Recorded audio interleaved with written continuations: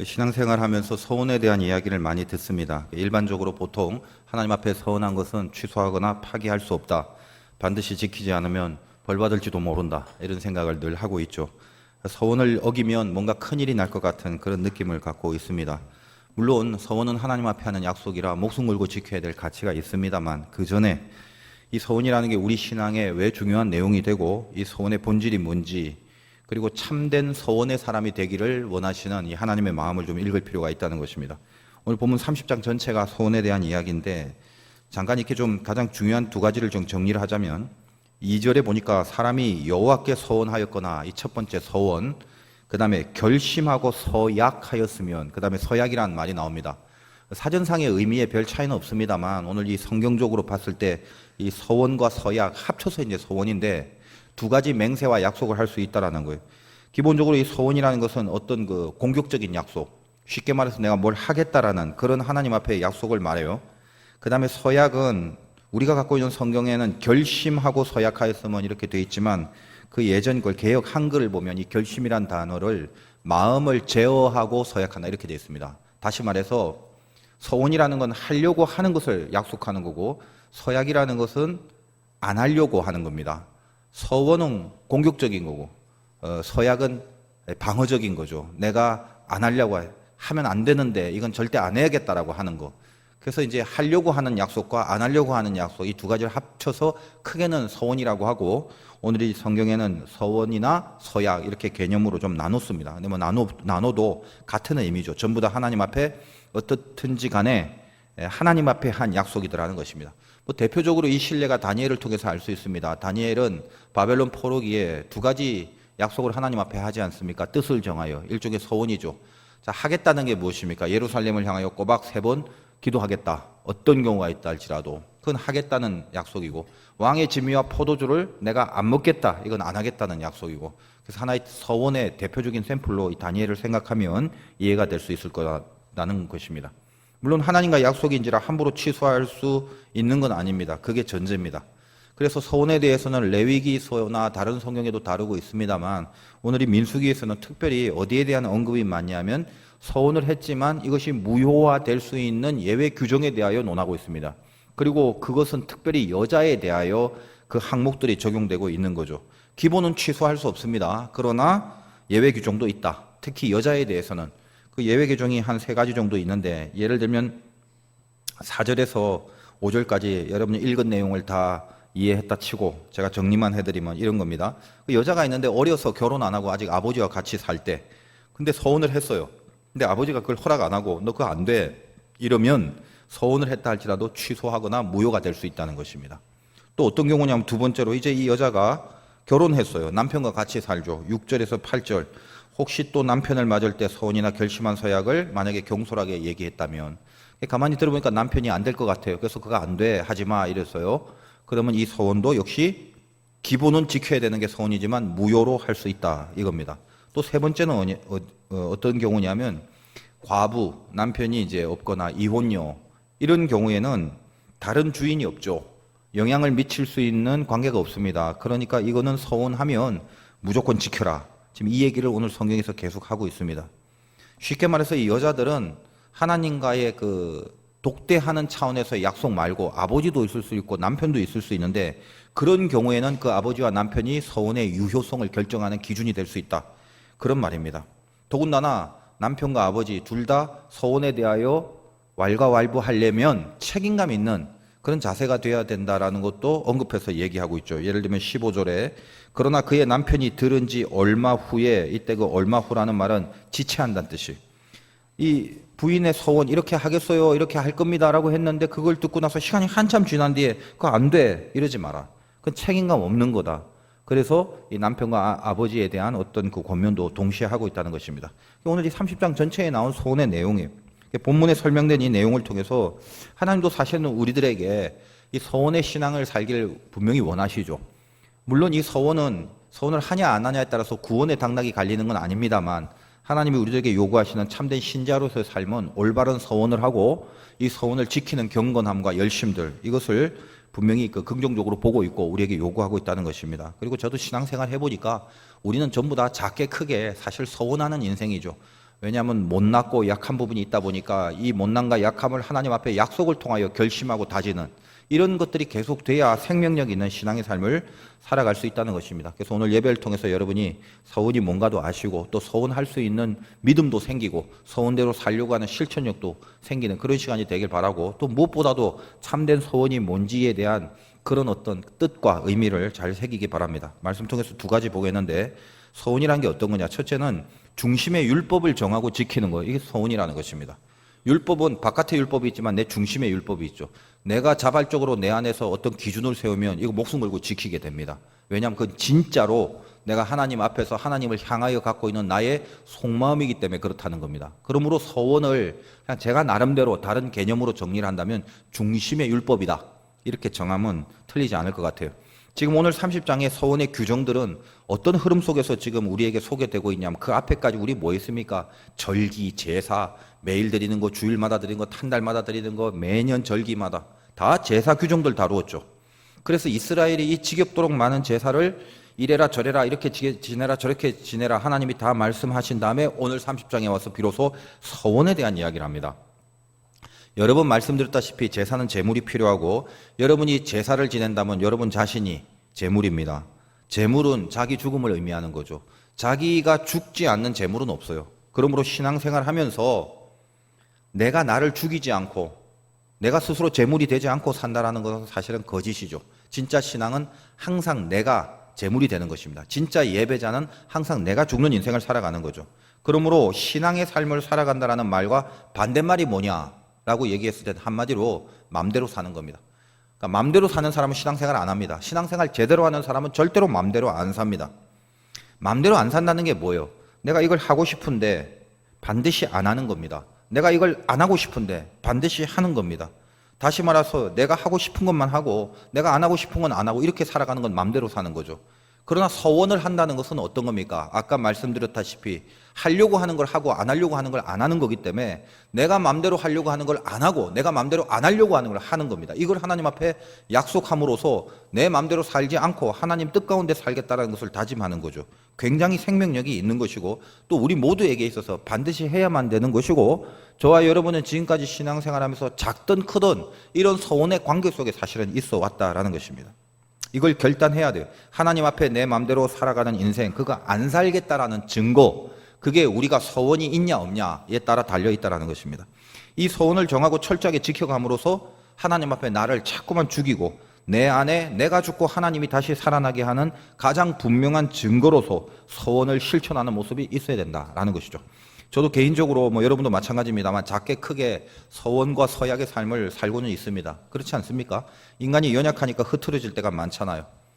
그러니까 신앙생활 하면서도 가끔 가다가 도대체 내가 이게 과연 하나님 믿는 사람인가 도무지 감이 안 올 때도 참 많죠.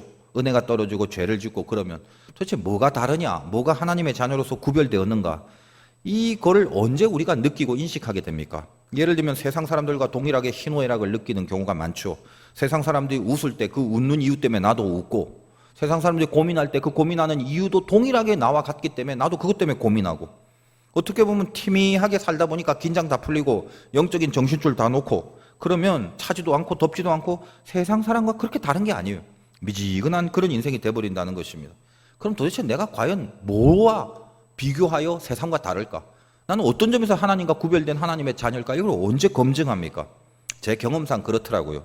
결정적으로 서원과 서약의 내용, 내가 하나님 앞에 서원하고 약속한 어떤 내용과 만나게 될 때 비로소 신자의 정체성이 드러난 경우가 많다는 것입니다.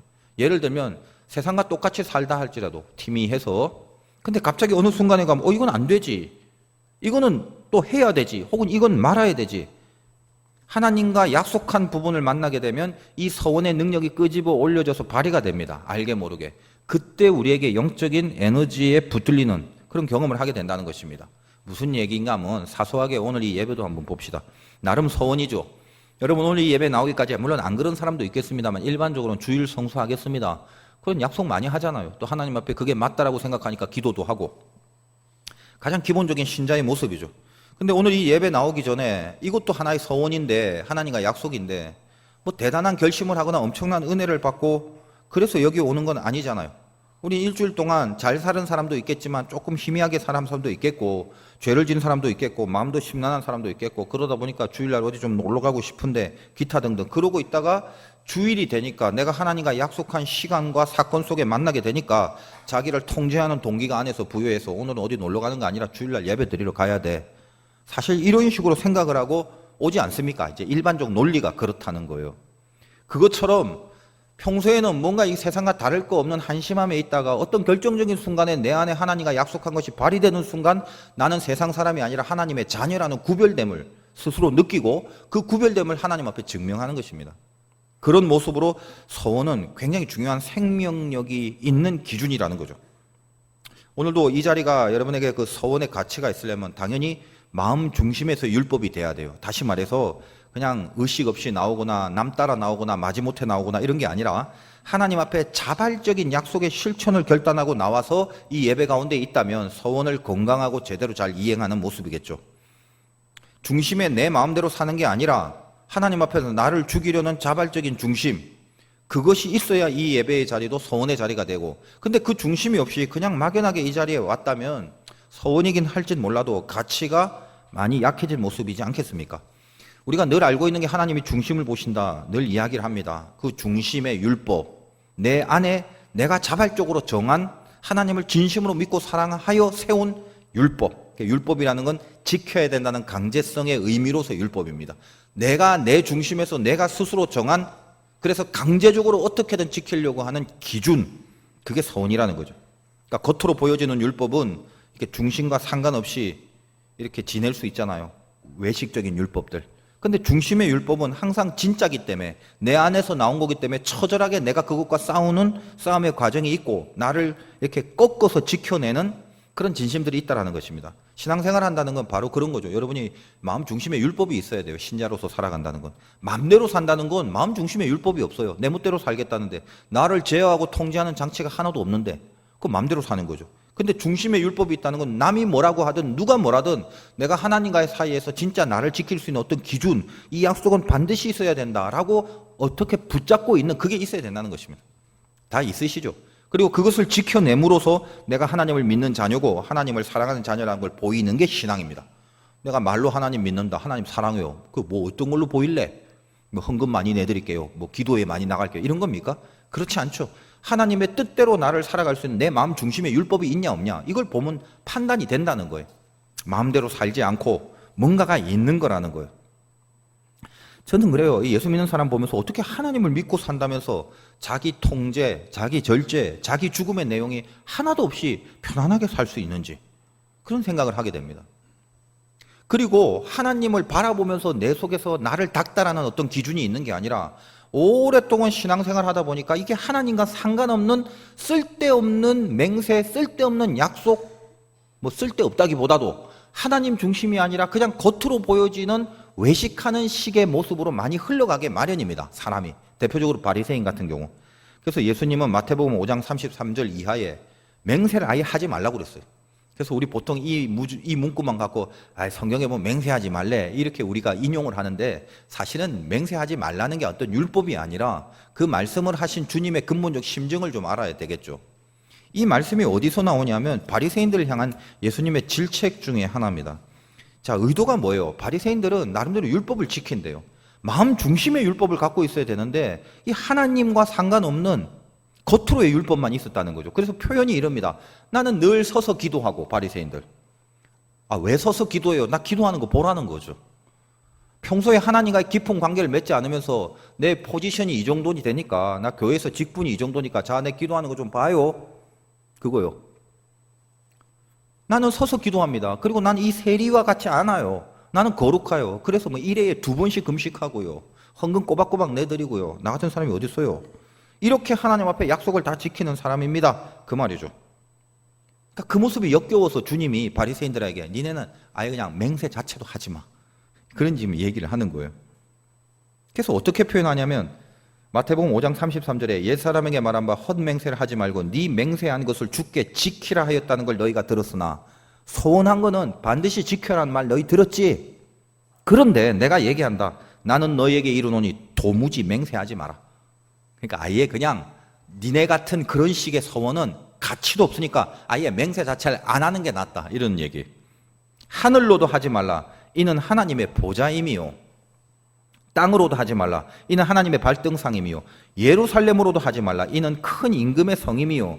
네 머리로도 하지 말라. 이는 네가 한터럭도 희고 검게 할 수 없음이라. 이게 무슨 말이냐면 하나님을 중심으로 내 안에 들어온 율법과 서원이라면 하나님만 생각하고 반드시 지키는데, 이 바리새인들은 중심의 하나님이 아니라 지 위신과 지 체면과 사람들을 바라보는 기준에서 내가 이런 것들을 행합니다를 보이기 위해서 하나님을 살짝 빗나간 하늘로 맹세하고 살짝 빗나간 땅으로 맹세하고 살짝 빗나간 예루살렘 성으로 교회를 향해 맹세하고 이런단 말이죠. 그 의미가. 그러니까 주님이 아시는 거예요. 네가 살짝 빗나가서 하늘로 맹세를 한들 피할 수 있냐? 하늘은 하나님의 보좌다. 거기엔 하나님이 있다. 땅에서 한들 땅은 하나님의 발등상이다. 거기도 하나님이 있다. 네가 어디서 어떤 핑계로 어떤 외식적인 맹세를 하더라도 하나님은 다 살아계심으로 네 중심을 보고 있다. 그러므로 옳은 건 옳은 거니까 반드시 해야 되고 아닌 건 아니니까 반드시 안 해야 될 건 아니냐. 어디서 대강 두리뭉술이 갖다 바르듯이 해갖고 하나님을 살짝 피해서 겉으로 외식하는 그런 서원과 맹세 정도를 지켜줌으로써 네 신앙생활을 때우려고 하느냐. 그래서 이렇게 말합니다. 오직 너희 말은 옳다 옳다 아니라 아니라 하라. 여기서 지나는 건 이게 아닌 거는 악으로부터 나느니라. 이 말이죠. 여러분 오늘 예배가 여러분의 서원 때문에 왔다면, 하나님과 약속을 지키려고 나왔다면 피해서도 안 되며 이것은 대강 핑계를 대서 갖다 바르듯이 그만두거나 상황 봐가면서 안 해도 되는 문제가 아니라 철저하게 피해갈 수 없는 거. 어디나 다 하늘이나 땅이나 성전이나 어디나 다 하나님이 계시는데 그 하나님을 중심으로 이루어진 맹세라면 반드시 지켜야 될 철저한 실천으로 나올 수밖에 없는 거라는 거죠. 근데 바리새인들은 하나님을 중심으로 한 맹세가 아니라 전통과 관습과 인간들 사이에서의 위신과 체면 때문에 생긴 가식의 맹세이기 때문에 그런 맹세 따위는 하지 마라. 지금 이 얘기입니다.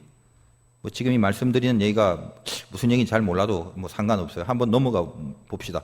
여러분 개인적으로 한번 적용을 한번 시켜보라는 거예요. 옳은 건 분명히 옳은 거고 아닌 건 분명히 아닌데 하나님 앞에 약속을 했는데 중심에서 자발적으로 생긴 율법이라면 철저하게 지켜야죠. 근데 그렇지 않을 수 있다는 것이죠. 그런 맹세, 그런 약속 같은 거는 하나님을 경홀히 여기는 거예요. 하나님 앞에 하는 서원이 아니다. 여러분 다니엘 한번 보세요. 다니엘이 분위기 봐가면서 그가 한 서원의 두 가지를, 야 남들 보니까 대강 이제 좀 기도하고 나 그래도 유대인 중에 엘리트인데 포로로 끌려와서 이 정도 신앙생활 한다는 걸 보여야 좀 이렇게 체면도 쓰고 그럴 거 아니야? 그래서 남들 볼 때 막 기도하고 나 이렇게 하기로 해서 그래 기름진 거 막 안 먹고 그런 모습 보이다가 어떤 위기가 찾아오고 야 너 기도하면 죽여. 그리고 왕이 조서에 딱 도장을 찍고 이런 상황이 되면 아이 뭐 그럼 할 수 없지 뭐 그럼 뭐 어떻게 하나 어쩔 수 없잖아. 이따위로 하는 게 아니란 말이죠. 사자굴 속에 들어가는 죽음의 순간에도 내가 이 서원을 지키다가 망하고 죽을 수 있다고 생각한 그 순간에도 내가 자발적으로 내 중심에서 하나님을 바라면서 세워진 율법이기 때문에 죽음의 순간까지도 끝까지 지켜내잖아요. 이게 서원이라는 거예요.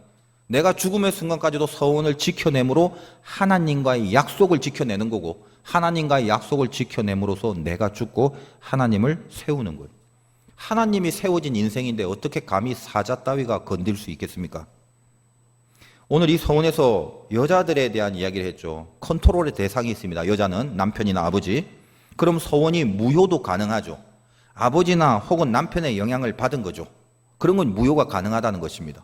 이게 무슨 말이냐 하면 남편과 아버지가 손댈 수 있다. 그러니까 무효도 가능하대에 포커스가 있는 게 아니라 이 여자가 진짜 기본적으로 자기 책임하에 세워진 효력, 그걸 중요시 여긴다는 거예요.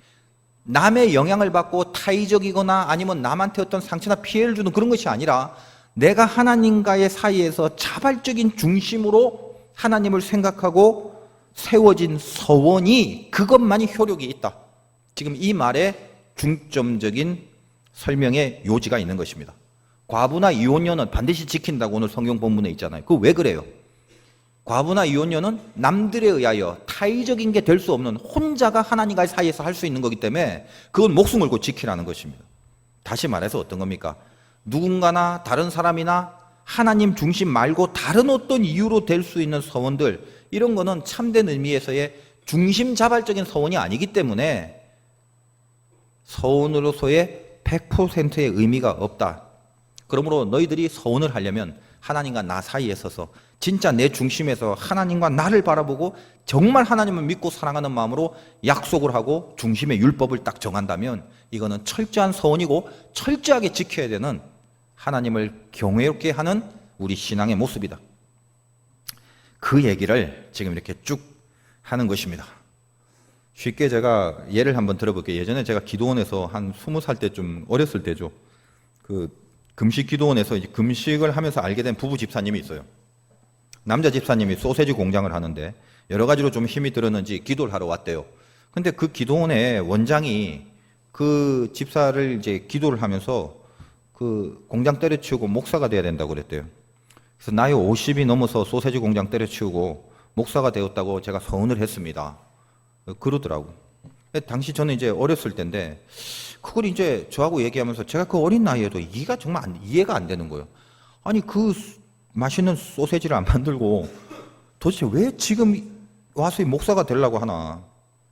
그냥 그 소세지 공장 그 좋은 거 나한테 주지 차라리 그 좋은 거 왜 그만두려고 그러나 이런 생각을 하게 됐어요. 물론 하나님의 높은 뜻이 어디 있는지 뭐 저는 모르죠. 근데 목사가 됐어요. 그리고 개척을 하고 그 어린 저를 초청해서 그 몇 명 안 되는 사람들 모아놓고 그 뭐 장로교는 5,000개가 넘는 교단이 있는데 그 중에 뭐 하나 같은데 말입니다. 1년도 안 돼서 목사가 돼요. 이것도 참 큰 문제인데. 그리고 나서 곧 지하 같은데 개척을 하고 그 창립 예배를 그 몇 명 안 되는 식구들 데리고 저를 초청해갖고 저를 전도사님이라고 부르면서 저한테 설교를 부탁하는 거예요. 제가 뭘 합니까 어릴 때 그 뭐 설교 부탁을 받아갖고 그때 뭐 21살인가 뭐 진짜 어려운 설교를 저도 모르는 설교를 무지하게 길게 했죠. 마치고 나서 이제 목사님이 저를 그때 마음대로 전도사라고 부르더라고요. 임 전도사님은 설교가 참 심오하대요. 나도 모르고 그분도 모르는 얘기를 그냥 길게 했는데 그냥 뭐 다른 할 말이 없으니까 심오하다고 얘기한 거죠. 상황이 참 웃겼습니다. 정말 아니었어요. 그분은 어떤 설교의 내용, 성향, 목소리 톤, 달란트 제가 봤을 땐 물론 인간의 눈이지만 절대로 목사의 달란트는 아니었어요. 물론 하나님은 더 깊고 높은 뜻이 있어서 그건 모르죠. 또 다른 뜻이 있는지. 근데 그런 게 이제 중요한 게 아니라 제가 보는 관점은 이게 하나님의 뜻이냐 아니냐를 떠나서 어쨌든 인간적으로 상식적으로 볼 때 정말 아니었다라는 거거든요. 제 말에 그런 생각도 들어요. 그 기도는 원장이 도대체 누군지 이렇게 훌륭한 소세지 공장의 그 사장님의 이 앞길을 이렇게 막을 수 있는가? 뭐 이런 생각도 들고요. 여러분 어디 뭐 이상 구석탱이 같은 뭐 기도원 원장 뭐 기도받고 뭐 하지 마세요. 어떻게 그런 건 참 잘 순종해요 보면은. 그 기도원 조심해야 돼요. 다 그런 건 아닙니다만. 결국 얼마 안 가서 그 교회는 거의 유지가 안 됐고 좀 말할 수 없이 바닥을 쳤고 행복하지 못한 그런 삶을 막 근근히 연명하고 있다는 소식을 이제 뒤에 좀 듣게 됩니다. 근데 이제 문제가 뭐냐? 하나님 뜻이 어디 있는지 몰라요, 솔직히. 그러나 분명한 문제가 있어요. 어떤 문제가 있냐면 서원이라는 건 자기 중심의 율법으로 세워지는 게 서원이래요. 성경의 말씀이네. 근데 일개 기도원 원장의 말을 듣고 서원을 해버려요. 물론 하나님의 뜻이 어디 있는지 몰라요. 근데 적어도 하나님이 말씀하신 서원은 아니에요. 내가 소세지 공장 때려치우고 목사가 되겠다는 게. 뜻이 있을 수는 있지만 그건 일단 서원은 아닙니다. 서원의 핵심 가치가 아니란 말이에요. 아시겠습니까? 내 중심의 율법, 내 중심에서 자발적으로 하나님 앞에 드릴 수 있는 약속, 여기에 목숨을 걸 가치가 있다는 거죠. 여러분 혹시 뭐 서운한 것 때문에 갈등하는 분 있나요? 방금 들은 예처럼 누구 말을 듣고 한 게 있다면 그래서 그거 못 지켜서 지금 너무 불안해하면 너무 비중 두지 마세요. 하나님 내가 쓸데없는 서운했습니다. 저 사람 말 듣고 내 중심도 아닌데 괜히 해버렸습니다. 잘못했어요. 다음부터 이렇게 경솔하게 안 할게요. 그러면 되는 거예요. 왜? 그 서운 아닙니다. 자기 중심에서 진짜 하나님을 사랑하고 믿음을 지키려고 설정한 거라면 그건 지금이라도 지켜야 되죠. 분명히. 그건 안 지키는 건 불신앙이기 때문에 반드시 지켜야 돼. 그러나 서원은 계약이 아닙니다. 거래가 아니라고요. 이렇게 해드릴 테니까 이거 해주세요. 이런 조건이 아니라 서원은 내가 하나님을 진짜 사랑하고 믿는 것에 대한 책임이 신자로서의 책임을 지겠다는 하나의 선포입니다. 그래서 혹시 서원하고 안 지켜서 불안한 사람들은 그 불안해하는 이유를 제가 가만히 들어보면 이거예요. 이거 안 지키면 나 잘못되는 거 아닌가? 이것 때문에 불안해요. 근데 그런 불안한 마음 때문에 그걸 지키려고 하지 마십시오. 우리는 훨씬 더 깊은 동기가 있어야 돼요. 그렇게 불안한 사람들, 이거 안 지키면 벌 받는 거 아닌가라고 생각하는 사람들은 혹시 그 소원을 지켰다 하더라도 지키고 나서 어떤 모양이 되냐면 이제 내가 지켜드렸으니 한번 봅시다. 하나님 어떻게 해주시려는지 내가 한번 볼 거예요. 이런 심보가 있어요. 소원을 왜 지켜요? 다니엘이 왜 목숨을 겁니까? 이거 지키면 하나님 보세요, 내가 잘 될 거죠, 이런 심리가 있어서가 아니라 하나님을 진짜 믿고 진짜 사랑해서 그 하나님이 이 포로기의 죄악이 관영한 세상과 영역 속에서 살면서 내 안에 그 하나님이 계속 살아있게 하시려고 나를 죽이고 나를 누르고 하고 싶은 걸 안 하고 안 하고도 한 걸 다시 하는, 나를 잘라내는, 그래서 하나님을 세우려는 이 중심의 율법이기 때문에 거기에 목숨을 걸고 지킨다는 거예요. 기도하면 죽인다고 왕이 조서에 도장을 찍었어요. 다니엘은 뻔히 그걸 봤어요. 봤는데도 예루살렘을 향해서 무릎을 꿇었을 때, 여러분이 하나님 앞에 약속을 하고 분명히 그 약속을 지키면 왠지 나를 망할 것 같게 하고 망칠 것 같게 하고 손해볼 것 같고 굉장히 큰일이 날 것 같은 그런 상황 가운데 있음에도 불구하고 하나님 앞에 약속을 지키려고 서 있을 때, 다니엘이 기도를 하면 이 소원을 어기면 죽을 수밖에 없다는 걸 알면서도 내 중심의 율법을 철저하게 지키려는 그 마음 하나로 하나님 앞에 무릎을 딱 꿇었을 때, 만약 하나님이 그 다니엘을 보고 있다면 어떨 것 같아요? 눈물을 흘리실 것 아닙니까? 너무 감동해서 내가 너 믿는다. 여러분, 우리가 하나님만 믿는 게 아니라 하나님이 우리를 믿을 필요도 있죠. 하나님을 믿게 하실, 여러분이 혹시나 신앙생활 하면서 정말 주님이 나를 보고 감동의 눈물을 흘리는 어떤 그 감동과 감각을 느껴본 사람은 하늘 문이 열린다는 게 뭔가를 아는 사람이에요. 오늘 이 예배를 통해서 하나님이 여러분에게 서원할 수 있는 그 감동과 또 그 서원을 지켜 행할 수 있는 능력, 이것을 주시는 그 시간이 되기를 바라요. 우리에게 중심으로부터의 율법을 세워서 목숨 걸고 지키는 것은 얼마나 귀한 신앙인지 모릅니다. 서원의 사람이 되시기 바라요. 또 하나, 서원은 믿음을 통해서 사랑으로 가는 것입니다. 이 단계를 명심하세요. 하나님 앞에 했던 서원은 믿음과 연결되고 믿음은 사랑으로 연결돼요. 그래서 서원, 믿음, 사랑은 세트로 항상 다닙니다. 자, 서원은 하나님 앞에 약속이죠. 내가 약속을 지켰어요. 하나님 앞에 지킨 약속의 결론이 뭘까요?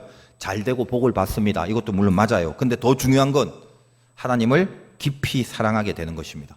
내가 하나님의 약속을 지키면 마지막 궁극에 남는 가장 확실한 열매가 뭐다? 하나님을 사랑하게 되는 거죠. 사랑은 믿음이 기반이에요. 내가 하나님을 안 믿으면서 하나님을 사랑한다? 그건 말이 안 되죠. 서원을 지킨다는 건 뭐예요? 서원을 지키면 믿음이 깊어지고 믿음이 깊어지면 사랑이 깊어지는 거예요. 항상 믿음과 사랑은 연결이 되어 있어요.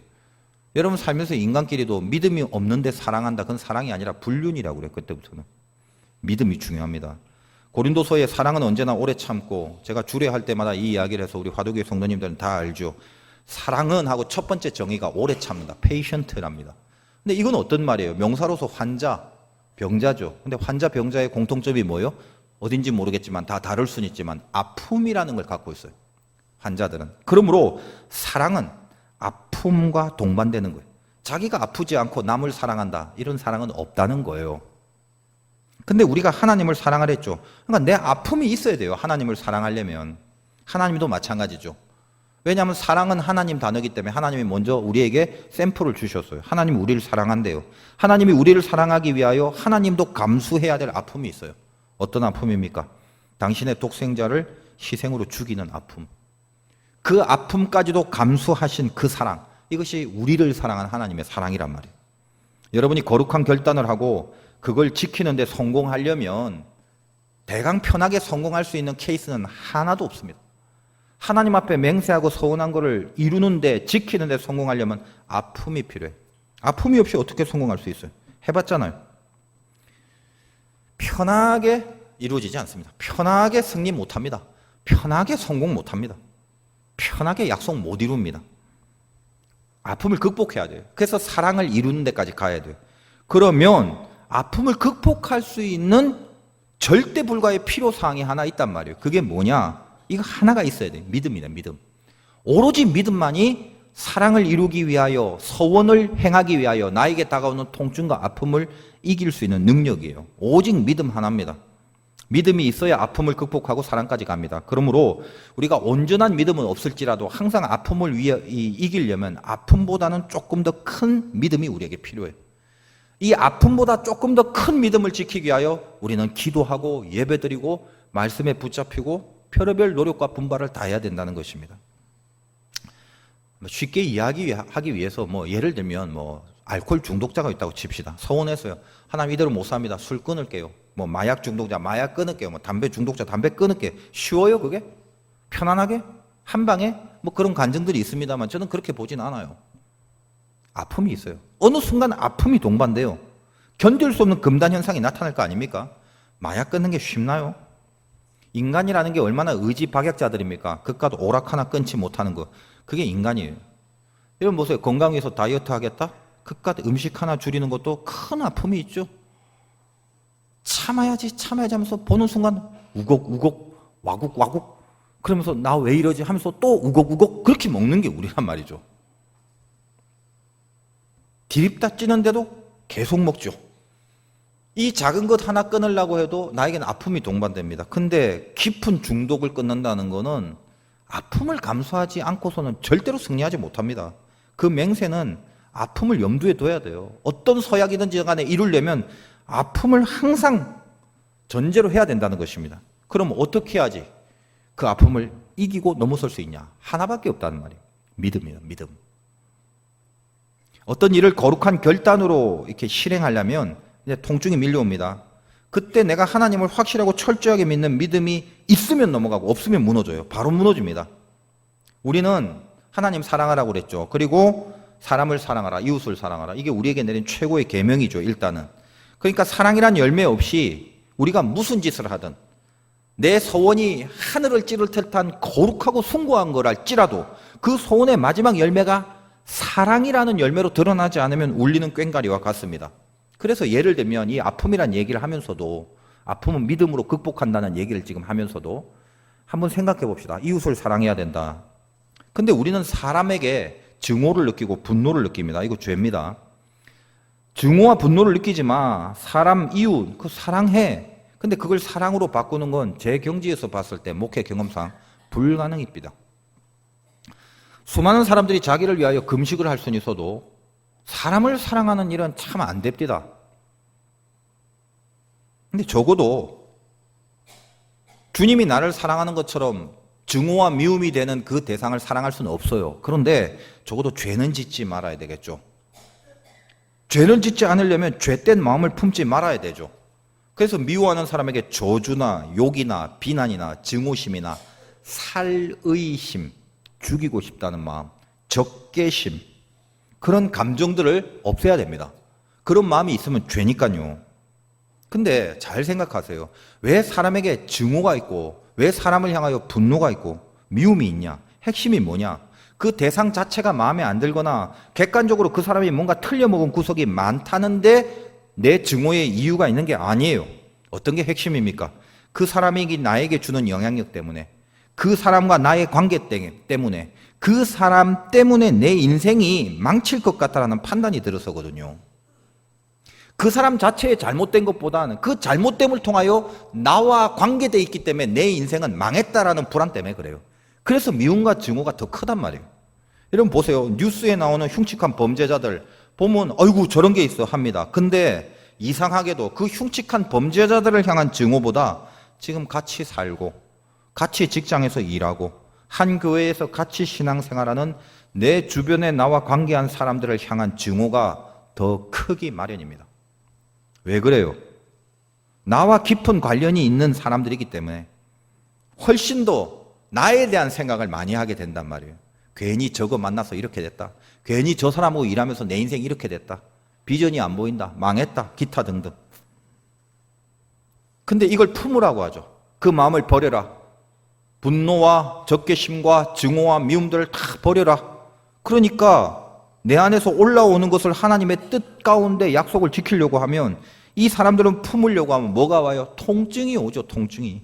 아픈 거죠. 왜? 내 안에 올라오는 자연스러운 감정을 잘라야 되니까. 자르면 피가 나잖아요. 이 아픔을 감수하는 거예요. 하나님이 우리를 사랑하시려고 우리같이 죄 많은 사람을 사랑하려고요. 자기 아픔의 피를 흘리지 않으면 안 되는 거죠.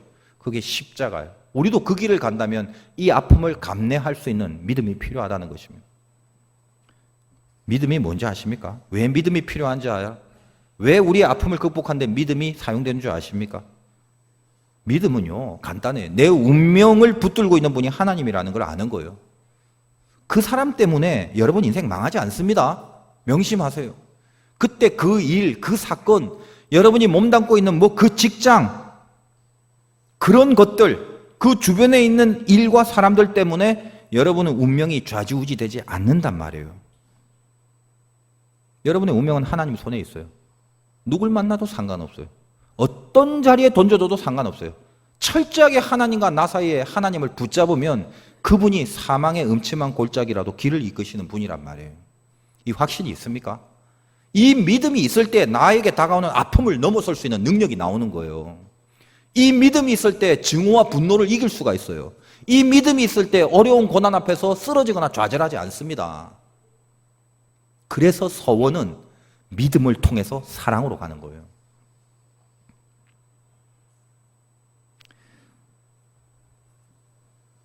거룩한 결단을 합니다. 여러분이 이제 해야지 하고 서원을 행할 때쯤이면 늘 찾아오는 아픔, 통증 이런 게 있어요.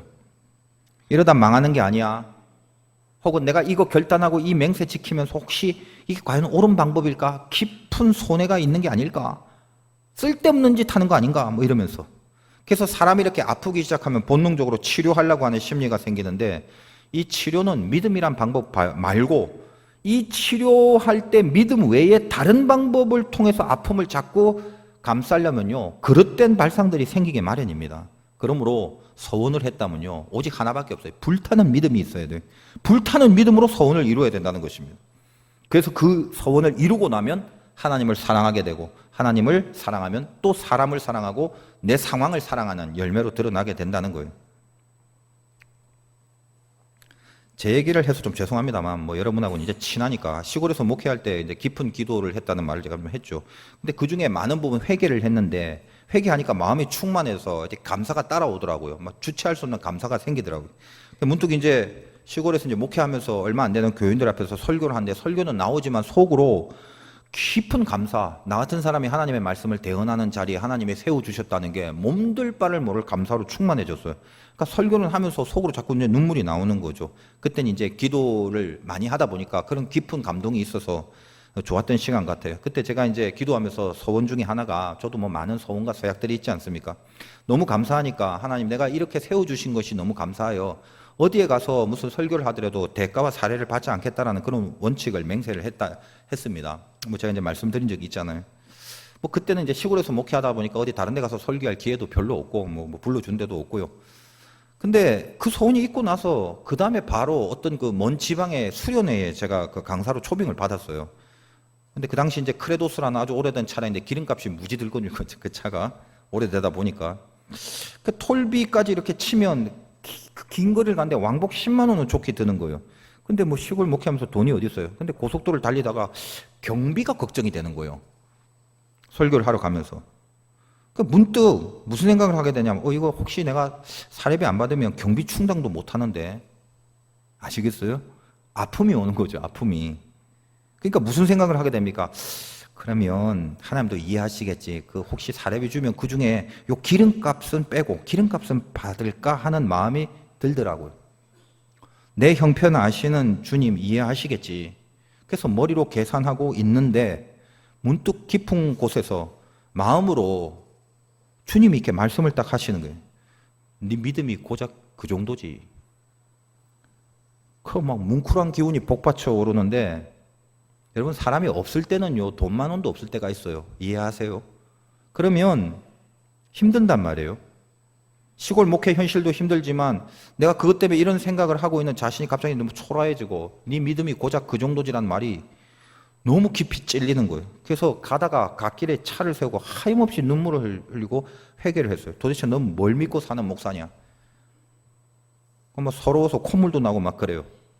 그깟 지금 기름값 계산한다고 지금 네가 서운할 그때는 하나님의 흘러넘치는 감사함에 그 사역 앞에 얼마나 귀하게 감사했는데 네가 땡빛을 내더라도 네가 해야지. 그걸 지금 너는 걱정하고 있니? 흔들리고 있냐? 너무 많은 질책과 회개를 하게 됐습니다. 근데 그때 그 흘린 눈물 가운데 하나님이 저에게 말씀을 던져주시는, 제가 좋아하는 로마서 8장의 말씀입니다. 8장 32절에 자기 아들을 아끼지 아니하시고 우리 모든 사람을 위하여 내주시니가 어찌 그 아들과 함께 모든 것을 우리에게 주시지 아니하겠느냐. 내가 얼마나 못난 사람인가를 아는 순간, 믿음이 그거밖에 안 된다라는 질책을 받는 순간, 이 회개의 기도를 통해서 다시 나를 사랑하시는 하나님의 사랑이 어찌 모든 사람을 위하여 내주신 이가 그 아들과 함께 어찌 모든 것을 우리에게 주시지 않겠느냐. 왜 이 하나님을 모르냐? 왜 안 믿냐? 그래서 하나님이 더 깊은 사랑으로 널 붙들어주는, 그래서 사랑이 깊어지는 그런 시간을 가졌다는 거예요. 여러분이 거룩한 결단, 거룩한 서원을 했다면, 맹세를 했다면 지금 이 시간도 성령께서 여러분의 마음을 만져주셔서 서원을 할 수가 있죠. 하나님 이렇게 살겠어요. 이거 반드시 하겠어요. 이거 반드시 안 하겠어요. 지금 성령이 지적하는 게 있단 말이에요. 각자에게. 그거 붙잡고 서원의 사람이 되세요. 하나님 결심합니다. 내 중심에서 내 중심의 율법을 지키고 이걸 반드시 믿음으로 아픔 감수하면서 이겨내겠습니다. 그때 이 예배가 여러분에게 살아있는 예배가 되겠죠. 거룩한 결단을 했다면 걱정하지 마세요. 그 서원 뒤에 전능하신 하나님이 살아계심을 믿으시기 바라요. 그러면 그 서원은 믿음으로 행하게 되고 결국은 사랑의 열매를 맺게 된다는 것입니다. 이 서원을 지킴으로 하나님을 사랑하는 열매를 맺는 것도 분명하지만 우리는 하나님을 사랑하면 이웃까지 사랑해야 된다고 했기 때문에 이 하나님을 사랑하는 증거가 또한 사람과 이웃을 사랑하는 모습으로 등장해야 된다는 거예요. 그래서 연결하면 그거죠. 서원은 믿음을 통해서 사랑으로 간다. 이 사랑은 하나님을 사랑하게 되지만, 그래서 서원을 지키면 깊은 하나님과의 사랑과의 관계가 맺어지지만 동일하게 이웃과 세상과 사람을 향해도 사랑이 생겨야 되는 거예요. 그게 서원의 궁극의 열매고 결실입니다. 왜 이런 얘기를 하냐? 서원이 고집이 아니라는 걸 아셔야 돼요. 하나님의 뜻을 이루겠다는 약속이지 내 고집을 주장하겠다는 게 아니죠. 그런데 많은 사람들이 하나님 앞에 약속하고 맹세한 마지막 결론이 내 고집으로 끝날 때가 얼마나 많은지 모릅니다. 만약에 서원을 빙자하고 하나님과 약속을 빙자하여 사람에게 상처를 주거나 자기 고집을 이루려고 전체를 고려하지 않는다면 주님이 기뻐하는 참된 서원이 아니라는 깨달음이 있어야 돼요. 지금 여자가 서원을 했는데 아버지와 남편이 컨트롤하는데 하나님은 그걸 고려하죠. 너 서원했지? 무작정 지켜가 아니라 같이 하고 있는 영향력이 있는 주변의 전체를 고려하잖아요. 합력하여 선을 이루시는 하나님의 질서와 공존에 하나님의 섭리가 드러나지 않습니까? 이거 잊으시면 안 돼요. 혼자의 문제라면 목숨 걸고 지켜야죠. 내가 혼자 술 끊겠다. 그러면 이빨을 깨물고서라도 끊어야죠. 그런데 이혼녀나 과부, 즉 관계하여 영향을 주고받을 대상이 없는 경우는 목숨 걸고 분명히 지켜야 된다는 거예요. 작전 기도를 한다든지 뭐 금식을 한다든지 혼자 무슨 어디 헌금을 한다든지 어느 선교를 한다든지 나와 하나님과의 사이에서 자기만의 문제일 때는 목숨 걸고 지켜야 되지만, 예를 들면 오늘 본문에도 아버지나 남편 등등 모든 사람과 전체로 연결된 그런 존재로서는 내 서원이 어떤 영향을 끼칠 때 그 영향을 주고받는 전체의 영향이 끼쳐질 때는 어떤 것입니까? 고집으로 드러나서 전체를 향한 사랑의 영향력에 해가 되거나 상처가 되는 서원은 얼마든지 무효로 해라 이거예요. 이 깊은 주님의 마음을 아셔야 돼요. 예를 들면 우리 교인들 중에도 그런 분 많더라고요. 아이를 낳을 때 하나님이 얘는 종이 되겠습니다. 서원했어요. 한나처럼. 그래서 한나가 기도했는데 사무엘이 말을 잘 들었죠. 어릴 때부터 성전에 거하고 기가 막히게 컸잖아요. 그건 굉장히 좋은 케이스죠. 그러나 애들이 어떻게 부모 마음대로 돼요? 자식은 부모의 소유가 아니죠. 하나님이 이끄시는 거예요. 그러니까 내 자식 내 마음대로 못한다고 푸념하지 마세요. 원래 그게 맞아요. 여러분 자식이 아니에요. 하나님 자식이지. 그러니까 한나가 사무엘을 위해서 열심히 기도를 했어요. 그럼 한나 역할 다 한 거예요. 근데 혹시 가끔 뭐 이런 사람이 있어요. 내가 서원을 했는데 얘가 자꾸 커서 뭐 기도 훈련도 시키고 막 종을 만들려고 하는 건 좋아요. 근데 애가 커서 자기 의식이 있고 자기 의지가 생겼는데 마치 다른 달란트가 분명히 있는데도 불구하고 얘를 목사로 키우려고 했는데 목사가 안 되고 다른 걸 하면 인생 망할 듯이 여겨서 이 아이에게 종의 길 가야 된다고 강제하고 강요하고 그러면 안 되는 거죠. 걱정하지 마십시오. 여러분이 혹시 자녀를 위해서 서원을 했다 해도요, 기도만 하면 돼요. 왜냐하면 내일이 아니잖아요. 관계된 사람의 일이죠. 자식도 관계된 사람 아닙니까? 기도만 하면 돼요. 그 길 안 간다고, 얘 내가 어릴 때 내가 태어날 때 내가 서원했는데 이제 그 길 안 가니까 벌 받을 거야, 이런 마음으로 자식 협박하면 안 됩니다. 하나님은 훨씬 더 크신 분이에요. 알아서 끌고 가세요. 하나님이.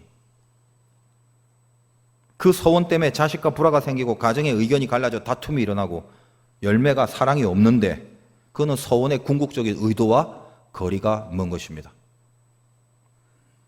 내 믿음의 결단이 좋은 건 좋은 건데 나중에 이 결단의 마지막 열매가 사랑으로 가는지 아니면 남들과 전체를 고려하지 않는 고집으로 가는지 잘 분별하라고요. 그래서 동기는 거룩할지 몰라도 악한 것들이 들어와서 이 동기의 가장 선한 목적을 망치게 하면 곤란하죠. 아시겠습니까? 제가 설교하면서 사례를 안 받겠다는 그 맹세를 지금까지 2번 어겼어요. 언제 어겼냐? 근데 저는 어겼다고 해서 죄스럽게 생각한 적이 없습니다. 한 번은 제가 그걸 거절하고 차를 탔는데 그 장로님이 쫓아오셔서 차 안에 집어넣더라고요. 그래서 차를 가다가 멈춰서 그 봉투를 갖고 내려서 다시 장로님을 드렸어요. 그리고 타고 가는데 저 백미러를 보니까 막 출발할 때 뒤에서 담임 목사님이 거의 달리기 선수처럼 질주를 하시더니 그 봉투를 잡고 막 출발하는데 문을 열고 확 집어넣고 호통을 치시더라고요. 제가 일어나 싸울까요? 그때 제가 감사합니다 하고 왔어요. 그거 한 번. 또 하나는 그 담임 목사님하고 실강의를 하면서 오는데 이게 나중에 얼굴빛이 변하시더라고요. 그러니까 굉장히 제가 좀 뭐 무례하게 여기든지 뭐 그건 모르겠어요. 왜 안 받냐 하면서 얼굴빛이 변하시더라고요. 그래서 제가 이거 안 되겠다 싶어서 감사합니다. 잘 쓰겠습니다 하고 받았어요. 물론 그 사례금 2번은 받자마자 선교지로 보냈습니다. 즉각적으로. 그런 거란 말이죠. 내 마음의 중심이 하나님 앞에 가 있기 때문에 저는 죄라고 생각하진 않습니다. 그러나 전체를 생각하고 전체를 고려하는 그 마음의 본질이 어디 있는가는 자기가 잘 생각해야 돼요. 고집을 피우려고 하는 건지 정말 사랑의 열매를 맺으려고 하는 건지 자기의 모습을 잘 한번 보시란 말이에요. 거창한 소원뿐만 아니라 바라기는 이 신앙생활의 근본적인 중심에 있어서 하나님 나 강하게 할래요. 이거 흔들리지 않을 거예요. 뭐 이거 단단할 거예요. 이거 좋아요. 그래서 거침없이 뭐 누가 뭐라 해도 내가 이 길 간다는 그 자세는 좋습니다. 그런데 사람을, 주변을, 상황을 어떤 사람에게 내 고집이 상처가 되고 피해가 되고 해가 되는 그런 열매가 혹시 있는지를 보란 말이에요. 그럼 정답이 나와요. 이게 자기 고집인지 하나님 앞에 맹세를 지키려고 하는 신중하고 거룩한 결단인지. 결론, 서원이라는 건 귀한 겁니다. 반드시 서원의 사람이 되기 바라요. 근데 이 서원은 깊은 믿음을 도구로 합니다. 왜냐하면 이 믿음이 있어야 서원을 행할 때 따르는 아픔을 넘어설 수 있기 때문에 그래요. 그래서 이 깊은 믿음은 하나님을 마지막에 사랑하게 만들고 하나님을 사랑하는 진심이 생겨야 사람에 대한 증오나 분노나 상처와 또 피해를 주지 않겠다라는 판단과 선택을 하게 되어 있습니다. 오늘 말씀 통해서 여러분 반드시 서원하는 거룩한 인생 되시기 바라고 불타는 믿음으로 반드시 행하여 나가시고 결국은 아름다운 열매를 맺는 간증이 생기시기를 주님의 이름으로 축원드립니다.